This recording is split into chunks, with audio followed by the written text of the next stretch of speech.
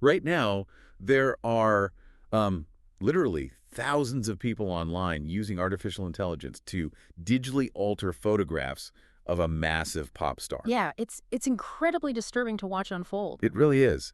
They're taking these images from her recent public appearances, running them through generative AI tools, and artificially adding weight to her body. Right, to make her look what they, deem to be quote unquote healthy. Exactly. We've essentially turned the bodies of young women in the spotlight into these public crime scenes. And millions of people are just playing amateur forensic detective. I mean, analyzing shadows, comparing collarbones. It's wild, Mm. which, brings us to the mission for this deep dive.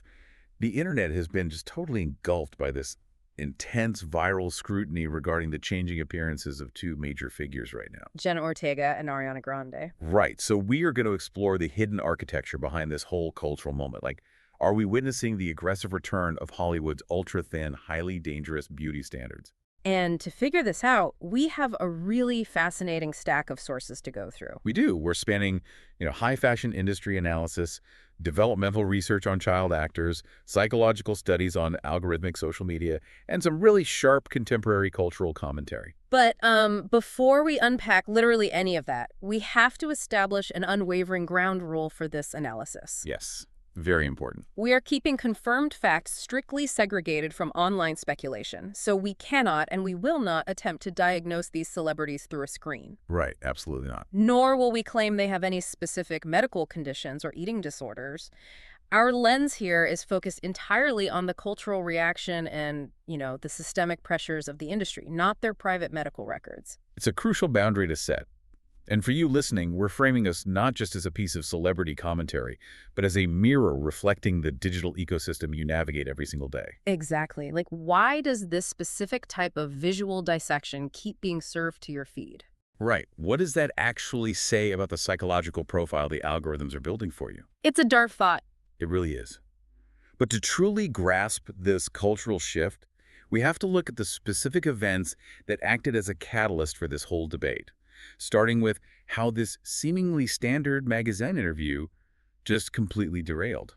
Right, you see this perfectly illustrated in Jenna Ortega's recent appearance for Esquire's September Mavericks of Hollywood feature. Yeah, she sat down for a video interview titled, How I Got Here. And she was styled in a very simple, minimalist slip dress with barely their makeup, and almost instantaneously the entire internet just bypassed the substance of her words.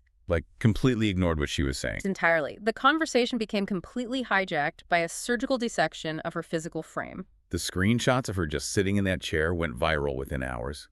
Commentators were pulling up archival photos, pointing out that she looked noticeably slimmer. Drawing these immediate panic comparisons to Demi Moore's highly scrutinized appearance at Cannes a few months prior. The visual noise completely drowned out the audio. And that is the tragedy of that specific media moment, because in that very same interview, while people were, debating the prominence of her bone structure, she shared this deeply revealing, frankly devastating anecdote. About her reality as a child actor. Yes. She admitted that she would sometimes go an entire 12-hour production day without eating a single meal or even taking a sip of water. She said she wanted, quote, so badly to not be in the way of anybody. I mean, just think about that. A child intentionally dehydrating herself on a sound stage just to avoid being perceived as an inconvenience. While the internet was busy policing the shape of her body, they entirely missed the profound statement she was making about the intense, structurally abusive environment she was raised in. And this demand for physical policing, this absolute erasure of the person's actual voice in favor of their visual footprint, it isn't an isolated incident. Not at all. We are seeing this exact same demand being projected onto Ariana Grande. Right. Following the release of her Pedal music video, the commentary didn't just get loud, it turned openly hostile. That was the flashpoint. That's where we saw users feeding her image into those AI tools. Generating a quote-unquote fat and healthy version of her. It's so invasive. And the surveillance became so relentless that it forced a tangible, real-world professional consequence. Yeah, just days after the video dropped, her representatives announced she is taking a major step back from visibility following her Eternal Sunshine tour. She's pulling out of promotional plans. Even stepping away from a highly anticipated West End theatrical revival. The public gaze became so toxic it literally chased her off the stage. And the justification you see across social media for this behavior, it's constantly rooted in these side-by-side before and after Oh, photos. always. Users will pull a screenshot of her from her time on the Nickelodeon show Victorious, Place it next to a photo from today. and then use that as definitive proof of a crisis. But the thing is, she already dismantled that entire narrative. Right, back in April of 2023. Yeah, she posted a TikTok addressing those exact viral comparisons. She revealed that the so-called healthy before picture, the one millions of people were holding up as the gold standard of her well-being. Was actually captured during the absolute lowest, unhealthiest point of her life. Exactly. She was heavily relying on antidepressants, drinking while taking them, eating poorly. It completely shatters the public's assumption that visibility equals truth. I mean, it proves that what our culture perceives as a healthy image can actually be a mask for profound internal suffering. Let me throw an analogy at this, because the cognitive dissonance here is just wild. Go for it. Judging a human being's complex internal health by comparing two low-resolution JPEGs is like looking at the fresh exterior paint job of a house and declaring that the foundation is structurally sound. It's a great way to put it. Like, why do millions of people put so much stock in these side-by-side images when the subject themselves is looking directly into the camera and telling us it's a false narrative? Well, because the side-by-side image is frictionless. It requires zero emotional intelligence to consume. Oh, that's interesting. Yeah, it offers the viewer this false sense of authority and control in a world where everything feels chaotic. Right. But if we pull back from the individual photos and look at the foundation of that house, Jenna's heartbreaking quote about not asking for water doesn't just spontaneously generate out of nowhere. No, of course not. It is a symptom of a highly engineered, systemic issue in Hollywood that fundamentally warps how child stars relate to their own physical space. Which brings us to the research provided from Bank Street College of Education by Ashley King. This is such a crucial piece of the puzzle. Yeah, this isn't just about kids working hard, is it? It's about an environment that requires what the researchers call rapid adultification. Yes. I really want to understand the actual mechanics of this. Like, how does a film set actively rewrite a child's relationship with their own basic needs? It comes down to the fundamental economic reality of a film set. Time is money, and mistakes cost money. These children are dropped into adult-centered workplaces where millions of dollars are burning by the hour. So they're expected to behave like seasoned 40-year-old professionals. Exactly. And that means constantly maintaining composure, hitting marks perfectly, and frankly, suppressing fundamental physiological needs. Because if a child needs a bathroom break, Or expresses fatigue, or asks for a drink of water. it slows down production. Right. They learn that their value is entirely contingent on their absolute compliance and their ability to shrink their needs down to zero. That is so dark. And it's not just the pressure of the crew looking at them either. There's a massive, crushing financial reality at play here. Oh, absolutely. The research dives into the Coogan Law. Now, this is supposed to protect child actors by requiring 15% of their gross earnings to be set aside in a black trust. Right, but think about that math for a second. 15% leaves a massive 85% of that income completely vulnerable. Wow. Yeah, the sources point out how easily families find loopholes. Sometimes setting up management companies to take exorbitant fees as their own child's quote-unquote agent. So the power dynamic completely flips. You have 10-year-olds who suddenly become the sole breadwinners. Essentially acting as the CEO of their entire family's financial future. Think about the psychological burden of that. When a child becomes a corporation supporting their parents through paychecks and residuals, their physical appearance is no longer just a body. It's a heavily monetized product. Right. If their family's mortgage is dependent on them fitting a specific costume or playing a specific cute kid archetype, it breeds an intense, paralyzing fear of their own physical development. The terror of puberty. Yes. The research specifically highlights the anxiety these kids face about growing taller or gaining weight or even just losing their baby teeth. Because natural biological growth literally threatens to age them out of the established mold that keeps their family afloat. It's heartbreaking. They are stripped of normative childhood experiences, unstructured play, socialization, the freedom to just exist without the pressure of a multi-million-dollar production resting on their shoulders. So if we look at this through a clinical lens, if these experiences involve chronic toxic stress, extreme financial pressure, and a total lack of bodily autonomy, wouldn't they qualify as adverse childhood experiences or ACEs? I mean, absolutely. And if so, Shouldn't we be viewing these young women not as objects for public critique, but as survivors of a highly demanding extractive system? That is exactly the necessary paradigm shift. The trauma of growing up inside that pressure cooker permanently alters how an individual negotiates their own boundaries and physical presence.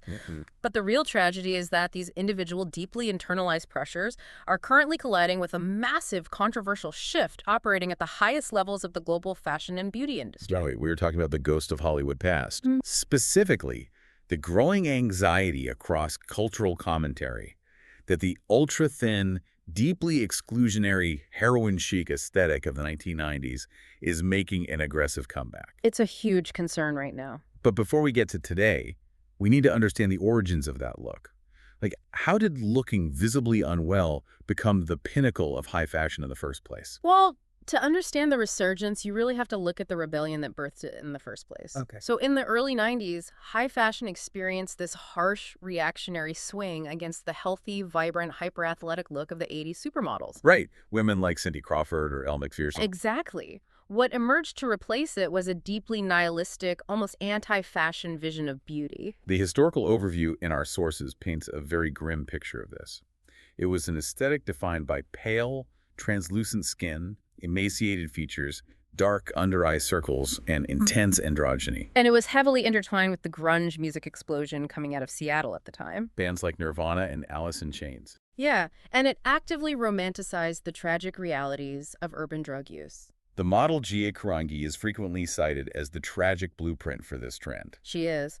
But it was truly cemented into the mainstream by Calvin Klein's 1993 Obsession campaign featuring a very young Kate Moss. The industry just glorified this waifish, hollowed-out look. They really did. And what is crucial to remember is that this aesthetic didn't fade away naturally because fashion simply moved on. No, it took a profound, real-world tragedy to stop it. The death of Davide Sorrenti in 1997. Right. He was a prominent, very young fashion photographer who died of a drug overdose. The aesthetic had real-world casualties, and it was actually at his wake that prominent magazine editor Ingrid Sishi coined the phrase we use today. She explicitly stated, "This is heroin, this isn't chic, this has got to stop." And his mother led a massive, agonizing public campaign that finally forced the industry to retreat from promoting visible starvation. Yet here we are, decades later, and major publications like the New York Post are running trend pieces predicting the exact return of this standard. Oh, it's terrifying. We're seeing a tidal wave of 90s and early 2000s styling dominating social media. But I want to push on this because it isn't just about low-rise jeans making a comeback, is it? No, not at all. There's a structural shift happening in how clothes are being made right now. It is entirely structural. The Impression recently published an analysis of the quiet luxury trend. Ah, right. Yeah. The hyper-minimalist, wealthy aesthetic pushed heavily by influencers and celebrities. Exactly. And while quiet luxury is often praised in the press for its focus on, timeless garments and sustainability, the data reveals something much darker. What's that? It is quietly, systematically rolling back years of progress in body diversity. The numbers in the report are stark. Despite all the performative pushes for inclusion over the last decade, the most recent high-fashion runway seasons showed a severe, marked decline in mid- to plus-size models. The industry is rapidly reverting back to the 00 sample size as the default human form. We have to look at the mechanism driving this exclusivity, though, which brings in a massive medical catalyst. Right, because this aesthetic reversion is being heavily fueled by the mainstream explosion of GLP-1 weight loss medications, like Ozempic. The sociology of high fashion dictates that it must always remain exclusive and unattainable, right? Yes. So, when extreme thinness can suddenly be purchased via a weekly pharmaceutical injection by the upper middle class, the elite fashion houses have to push the aesthetic standard even further. Just to maintain their sense of superiority and distinction. Exactly. When you combine the minimalist tailoring of quiet luxury with widespread pharmaceutical weight loss, the body itself essentially becomes the luxury accessory. And what happens in a Parisian design house doesn't stay there. There is a vicious, instantaneous trickle-down effect. Always. What debuts on a high-fashion runway is worn on a red carpet, duplicated by fast fashion, and ultimately beamed straight into the glowing rectangles in our hands. Which brings us to the delivery system for this toxicity. Right, because in the 90s, these impossible standards were static. They lived on billboards in Times Square or in magazines you could just close. But today, The delivery system is in our pockets. It is interactive, highly personalized, and driven by ruthless machine learning algorithms. And this is where the psychological concept of body checking becomes absolutely vital to understand. According to the research from Eating Disorder Solutions, body checking is defined as the compulsive, repetitive examination of one's own body size, shape, or appearance. Historically, this was a solitary behavior. It happened behind a locked bathroom door in front of a mirror. But social media platforms have mutated this private anxiety into a public viral performance. It is entirely ubiquitous now, often disguised as mundane, everyday content. Right, it's the FISPO videos, where an influencer subtly contorts their posture to make their ribs visible. Or the viral challenges where people pinch the skin on their waist to check for fat. Or that horrifying trend of the finger-round wrist test, where people try to prove their circumference is smaller than a handspan. It's also damaging. We have to look at how the algorithm actually monetizes the mechanics of that anxiety. How does it do that? Well, body checking is ultimately a desperate search for reassurance. A vulnerable user pauses on one of those videos. They don't even have to click like. The algorithm just registers the micro-hesitation. It measures the dwell time. It notes if the video looped twice. Wow. The platform's mirror basically talks back, immediately identifying that insecurity and trapping the user in a highly targeted echo chamber. Flooding their feed with increasingly extreme, triggering content just to keep them scrolling. It is a perfectly designed digital trap. And this isn't theoretical. This is exactly how the images of Ariana Grande are currently being weaponized. Right. The Guardian published a deeply disturbing piece detailing how her recent photos are circulating within private message boards, and specifically within the EDT community. Which stands for Eating Disorder Twitter. Her images are being explicitly utilized as thinspo.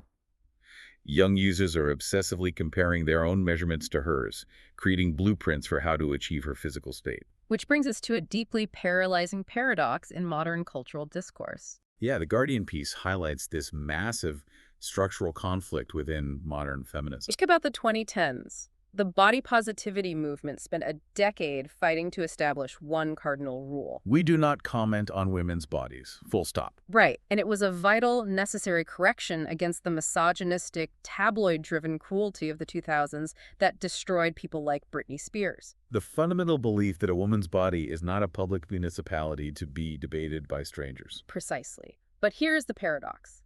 Eating disorders, by their very psychological nature, thrive in darkness. They rely on secrecy, denial, and silence. Yes. So if we adhere strictly to the rule that we cannot ever acknowledge visible struggles with body image, if treating these changes as entirely taboo becomes our default setting, do we inadvertently build a dark, quiet corner where these illnesses can flourish entirely unchallenged? That is such an agonizing tightrope to walk. Does our cultural silence become complicity? It's a really tough question. It perfectly echoes the quote from musician Fiona Apple that was highlighted in the sources. Oh, that's a great... Yeah. After enduring years of intense public speculation regarding her own weight, she pushed back against the narrative entirely, stating, quote, "I'm healthy. What makes me unhealthy and puts me in danger is that kind of scrutiny itself." It is a razor-sharp observation. Yeah. She isn't just defending her health. She is identifying the collective public gaze as the actual pathogen causing the harm. Which introduces the concept of the digital panopticon. Jeremy Bentham's idea of a prison where you never know exactly when the guard is watching, so you constantly police your own behavior just in case. Exactly. By endlessly debating whether we are quote-unquote concerned about these women, aren't we just constructing the walls of that panopticon? We tell ourselves we're worried about them. But is our so-called concern actually the very mechanism that makes their environment unlivable? That is the ultimate uncomfortable question. We cloak our surveillance in the language of empathy.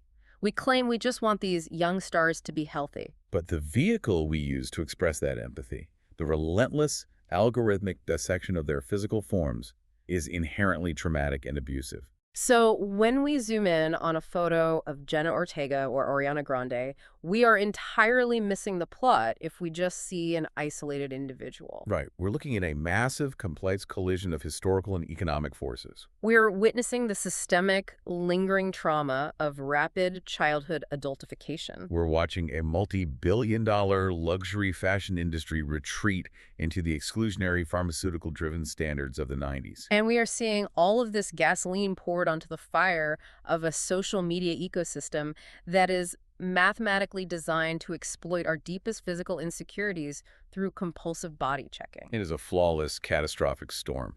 And for you, the listener, navigating this digital landscape every day is a stark reminder to check your own periphery. There is a very fine, frequently invisible line between genuine human empathy and invasive, destructive body policing. It requires accepting the absolute limitations of our own perspective. You cannot solve, you cannot diagnose, and you certainly cannot heal a stranger's internal struggles through a 6-inch pane of glass. What? You only ever see what the lens captures.